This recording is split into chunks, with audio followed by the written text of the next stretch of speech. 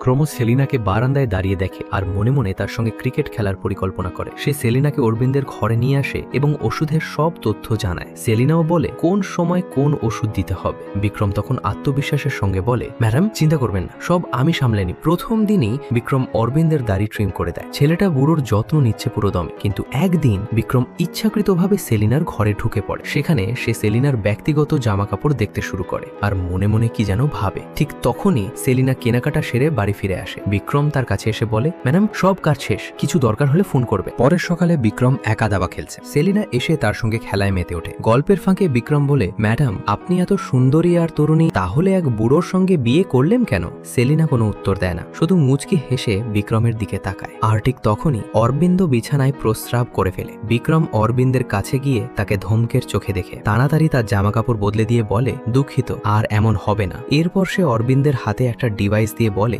যখন আমার দরকার হবে এই বোতাম টিপবেন, আমি তৎক্ষণাৎ চলে আসবো। এই আইডিয়াটা সেলিনার খুব পছন্দ হয়।